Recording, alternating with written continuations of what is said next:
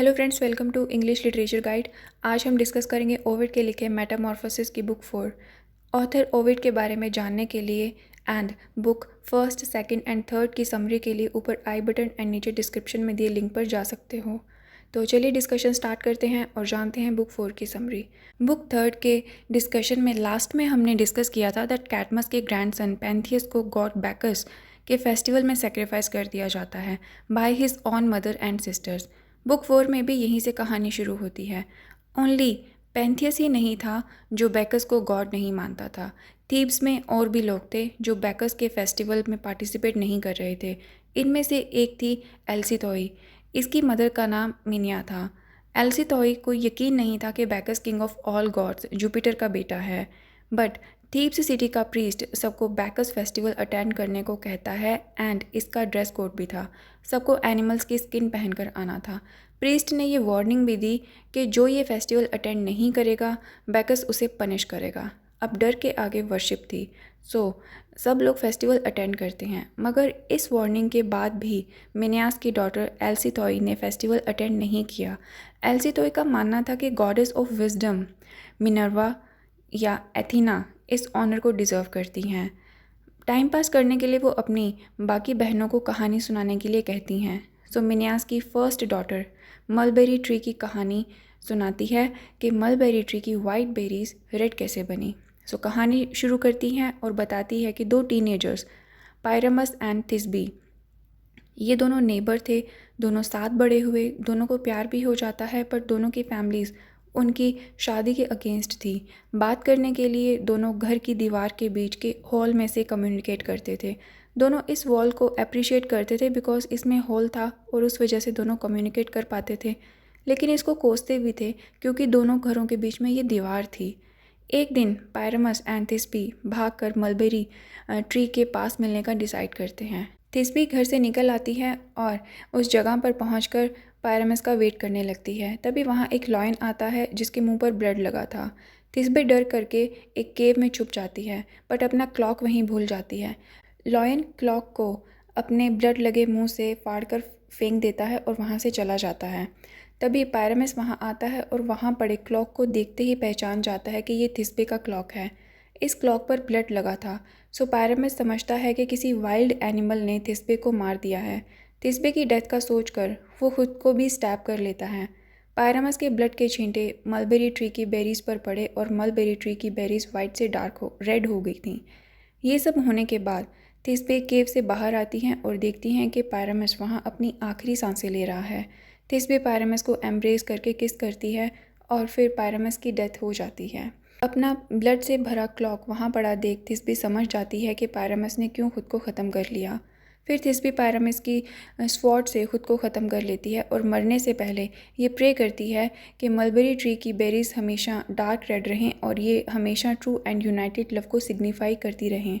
God's थिस्बी की ये pray accept कर लेते हैं और मलबेरी ट्री की बेरीज हमेशा के लिए रेड हो जाती हैं। पायरमस एंड थिस्बी की स्टोरी के बाद मिनियास की second daughter Mars and Venus की स्टोरी सुनाने लगती हैं। कहानी की शुरुआत में वो बताती है कि एक बार सन गॉड को पता चला कि गॉडेस वीनस का गॉड मार्स के साथ अफेयर चल रहा है। सन गॉड अपोलो वीनस की इनफिडेलिटी का उसके हस्बैंड वल्कन को बता देता है। वल्कन ये जानकर बहुत दुखी होता है और वो अपने बेड के चारों तरफ एक नेट बनाता है। जब वीनस और मार्स दोनों बेडरूम में आते हैं तो उन्हें इंटीमेट होते हुए इस नेट में ट्रैप कर लेता है और बेडरूम का डोर ओपन कर देता है ताकि सभी गॉड्स वीनस एंड मार्स को देख सकें और उन पर हंसें। वीनस एंड मार्स अपनी इस हरकत पर एक्सट्रीमली एम्बैरेस्ड होते हैं। वीनस अपनी इंसल्ट का रेवेंज सन गॉड अपोलो से लेना चाहती थी क्योंकि उसी ने ही वल्कन को उसके अफेयर का बताया था, अदरवाइज सब ठीक चल रहा था। सो वीनस भी अपोलो को सेम उसी पैशन में, उसी कंडीशन में सबके सामने ह्यूमिलिएट करना चाहती थी। सन गॉड अपोलो का अफेयर उस टाइम एक ब्यूटीफुल वुमन ल्यूकोथोई से चल रहा था। अपोलो ल्यूकोथोई को देखने के लिए जल्दी राइज होता एंड लेट सेट होता। अपोलो ल्यूकोथोई के प्यार में इतना लॉस्ट था कि वो अपनी दूसरी लवर क्लाइटाई को भूल चुका था, लेकिन क्लाइटाई अब भी अपोलो से प्यार करती थी। एक रात अपोलो सनसेट के बाद ल्यूकोथोई के रूम में एंटर होता है जहां वो अपनी बाकी सिस्टर्स के साथ थी। अपोलो ल्यूकोथोई के मदर की डिस्गाइज में था। सो वो बाकी की सिस्टर्स को बाहर जाने का कहता है। उनके बाहर जाने के बाद वो अपनी ट्रू आइडेंटिटी रिवील करता है। ल्यूकोथो ये देखकर डर जाती हैं, बट अपोलो उसे पजेस कर असॉल्ट करता है। इस बात का जब क्लाइटाई को पता चलता है तो वो बहुत जेलस होती है और इस बारे में ल्यूकोथोई के फादर को बता देती हैं। ल्यूकोथोई का फादर ये जानकर अपनी डॉटर ल्यूकोथोई को ज़िंदा ही दफना देता है, जबकि ल्यूकोथोई बार बार अपने डिफेंस में कहती रहती है कि अपोलो ने उसे असॉल्ट किया है, इसमें उसकी कोई गलती नहीं है। अपोलो आकर ल्यूकोथोई को ग्रेव से बाहर निकालता है और उसकी कोल्ड पड़ी बॉडी को हीट देता है, बट ये सब यूज़लेस था, ल्यूकोथोई मर चुकी थी। अपोलो उस जगह के चारों तरफ एक फ्रेगनेंट नेक्टर स्प्रेड कर देता है। फिर जाकर क्लाइटाई से अपना रिलेशन ख़त्म करता है, लेकिन क्लाइटाई अपोलो के लिए एक मैड पर्सन के जैसे बिहेव करने लगी थी।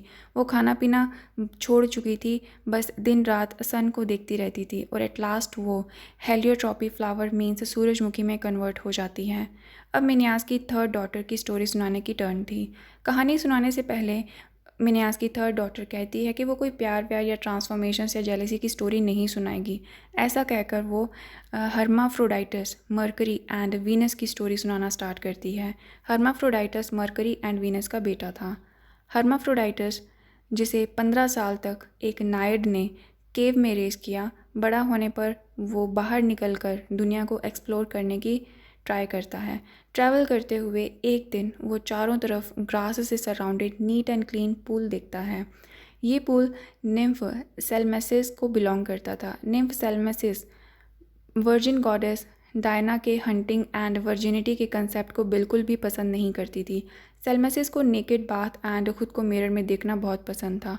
पूल के पास आए हर्माफ्रोडाइटस को देखकर सेलमेसिस उसे पोजेस करने का ट्राई करती है। हर्माफ्रोडाइटस को अपने पास बुला वो कहती है कि तुम इतने हैंडसम हो, शायद तुम कोई गॉड हो। फिर वो हेम्फ्रोडाइटस को किस करने का कहती है। हर्माफ्रोडाइटस सेलमेसिस को रुकने के लिए कहता है। सेलमेसिस वहाँ से चली जाती है, बट वो छुप कर हर्माफ्रोडाइटस को देखने लगती है। सेलमेसिस के जाने के बाद हर्माफ्रोडाइटस पूल में नहाने लगता है। ये देखकर सेलमेसिस फिर वहाँ आ जाती है और हर्माफ्रोडाइटस को एम्ब्रेस करती है, बट हर्माफ्रोडाइटस उसे दूर करने की कोशिश करता है, मगर सेलमेसिस उसके पैरों में पड़ जाती है और गॉड्स से प्रे करती है कि वो दोनों हमेशा के लिए एक हो जाएं। गॉड्स उसकी ये विश पूरी कर देते हैं। दोनों की बॉडीज़ एंड फेसेस मर्ज हो जाते हैं। अब इन दोनों के एक होने से जो पर्सन बना वो ना तो मेल था और ना ही फीमेल। वो मेल एंड फीमेल दोनों को रिजेंबल करता था। हेम्फ्रोडाइटस अपने पेरेंट्स वीनस एंड मरकरी से प्रे करता है कि इस पूल में जो कोई भी एंटर हो उस जैसा ही बन जाए, मीन्स एंड्रोगाइनस बन जाए, मतलब मेल एंड फीमेल दोनों को रिजेंबल करने वाला। तीनों बहनें कहानी सुनाने और सुनने में इतना खो गई थी कि वो फेस्टिवल ऑफ बैकस को पूरी तरीके से भूल गई थी। सडनली उन्हें ड्रम्स का लाउड साउंड सुनाई देता है और स्ट्रॉन्ग परफ्यूम की स्मेल आती है। ये तीनों मिलकर वीविंग कर रही थी एंड इनके लूम्स भी ग्रीन एंड आईवी हो गए थे।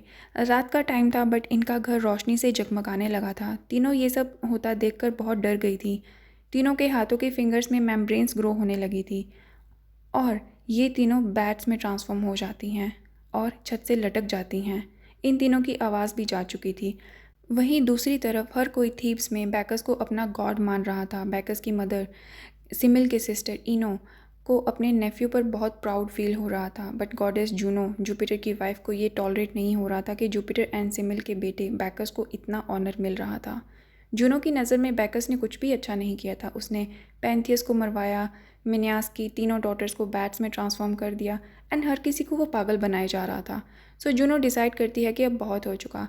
बैकस को तो अपने किए की पनिशमेंट मिलेगी ही, साथ ही उस पर प्राउड फील करने वाली इनो को भी पनिश किया जाएगा। जूनो इसके लिए जाती हैं डेडमैन्स लैंड हेडीज़ की तरफ और वहाँ जाकर फ्यूरिस द गॉडेसेस ऑफ रेवेंज को इनो एंड उसके हस्बैंड एथेमस को टॉर्चर करने का कहती हैं। फ्यूरिस ऐसे ही करती हैं। फ्यूरिस के टॉर्चर से इनो का हस्बैंड एथेमस इतना पागल हो जाता है कि वो इनो एंड उसके दोनों बच्चों को ट्रैप कर देता है और उनमें से एक बच्चे को मार भी देता है। इनो ये देखकर चिल्लाकर बैकस से हेल्प मांगती है। वहीं जूनो इनो की ये हालत देखकर बहुत खुश थी। एक बच्चे की डेथ से इनो टूट चुकी थी, सो वो एक क्लिफ से कूदकर सुसाइड करने लगती है। गॉडेस वीनस को इनो पर तरस आ जाता है और वो सी गॉड नेपच्यून से इनो एंड उसके बेबी को सेव करने के लिए कहती है। नेपच्यून इनो और उसके बेबी को सेव कर सी गॉड्स में ट्रांसफॉर्म कर देता है। इनो के सर्वेंट्स एंड कंपेनियंस को लगा कि इनो मर चुकी है, सो वो इस क्राइम के लिए जूनो को ब्लेम करने लगता है। जूनो गुस्से में कुछ को स्टोन में और कुछ को सी गर्ल्स में ट्रांसफॉर्म कर देती हैं। कैडमस अपनी फैमिली की ये कंडीशन से बहुत दुखी था। कैडमस वाइफ हारमोनिया के साथ खुद की एस्टैब्लिश्ड सिटी थीव्स से एग्जाइल ले लेता है और उस जगह जाता है जहां उसने स्नेक को मारा था एंड उसके टीथ को ज़मीन पर बो दिया था। कैडमस को लग रहा था कि शायद वो स्नेक एक्चुअल में होली स्नेक था, इस वजह से उसकी फैमिली सफ़र कर रही है। अब कैडमस चाहता था कि वो खुद भी स्नेक बन जाए तो शायद फैमिली की ये सफरिंग रुक जाए। कैडमस स्नेक बन जाता है एंड वाइफ हारमोनिया को एम्ब्रेस कर लेता है। हारमोनिया गॉड्स से स्नेक बनने के लिए प्रे करती है। गॉड्स हारमोनिया की प्रे एक्सेप्ट कर उसे भी स्नेक बना देते हैं। नेक्स्ट मिथ में ओविड पर्सियस एंड एंड्रोमेडा की स्टोरी बताता है। कहानी की शुरुआत होती है आर्गोस किंग एक्रीसियस से। एक्रीसियस एक पावरफुल किंग था, बट उसकी लाइफ में एक कमी थी, दैट उसका कोई मेल चाइल्ड नहीं था जो उसके बाद उसकी थ्रोन को इनहेरिट कर सके। एयर के बारे में जानने के लिए वो ओरेकल ऑफ डेल्फाई के पास जाता है। तो ओरेकल ऑफ डेल्फाई उसे बताता है कि कई महीनों बाद उसकी डॉटर डेनाया, जो उसकी इकलौती बेटी थी, को एक बेटा होगा और वही बेटा उसकी थ्रोन को इनहेरिट करेगा। बट कहानी में ट्विस्ट, अक्रीसियस का ये ग्रैंड सन पहले अक्रीसियस को मारेगा, फिर आर्गोस का किंग बनेगा। इस प्रोफेसी से डरकर एक्रीसियस डेनाया को पैलेस में बंद कर देता है। डेनाया गॉड से प्रे करती है कि वो उसे इस प्रिजन से फ्री करे। ज़्यूस डेनाया की प्रेयर से सुनकर उसके पास पहुंचता है एंड उसे इम्प्रेग्नेंट कर देता है। इस चाइल्ड का नाम डेनाया पर्सियस रखती हैं। जब एक्रीसियस को पता चलता है पर्सियस के बर्थ का, तो वो डेनाया एंड उसके न्यू बॉर्न चाइल्ड पर्सियस को समंदर में फिकवा देता है। बट सी गॉड पोजाइडन इन दोनों को बचा लेता है एंड एक फिशरमैन को दे देता है। ये फिशरमैन क्रूअल किंग पॉलीडेक्टिस का भाई था। ये फिशरमैन डेनाया एंड पर्सियस को रहने के लिए जगह देता है। पर्सियस ज़्यूस का बेटा था, सो वो नेचुरली पावरफुल था एंड बड़े होकर और ज़्यादा पावरफुल बन गया। एक दिन किंग पॉलीडेक्टिस डेनाया को देखता है और उससे प्यार करने लगता है।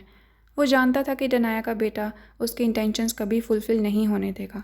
पॉलीडेक्टिस पर्सियस से उसके लिए गिफ्ट में मेडूसा का हेड मांगता है और कहता है कि अगर वो मेडूसा का हेड उसे लाकर दे देगा तो वो उसकी स्ट्रेंथ को मान जाएगा, दैट कि वो बहुत पावरफुल है।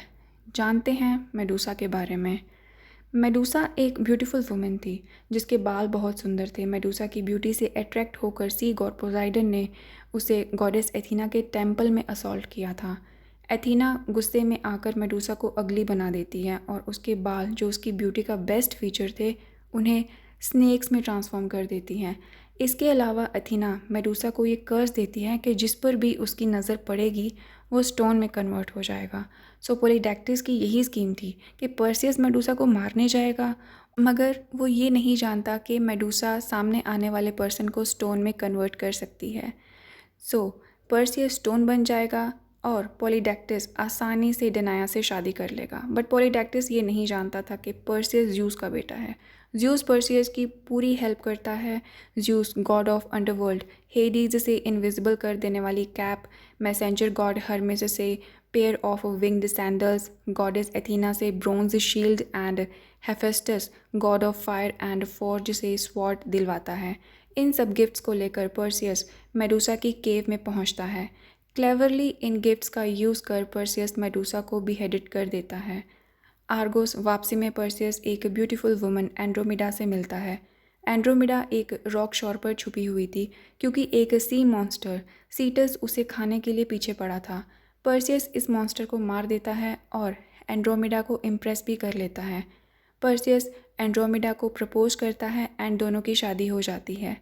ये दोनों आर्गोस आ जाते हैं। आर्गोस आकर पर्सियस अपने एडवेंचर से शेयर करता है और सबको मेडूसा के अगली एंड स्नेक लेडी बनने की स्टोरी भी सुनाता है। इसी के साथ बुक 4 ख़त्म होती है। बुक 4 में हमने the daughter of Minyas, Pyramus and Thisbe, Mars and Venus, Leucothoe and Clytie, Salmacis and Hermaphroditus, Athamas and Ino, Cadmus and Andromeda और पर्सियस की स्टोरी ब्रीफली डिस्कस की। तो आई होप आपको ये स्टोरीज़ अच्छे से समझ आ गई होंगी। वीडियो अच्छा लगा हो तो लाइक करें, शेयर करें। ऐसे ही इजी समरी डिस्कशंस के लिए चैनल को सब्सक्राइब करें। तो आज के लिए इतना ही। Thank you very much for your time.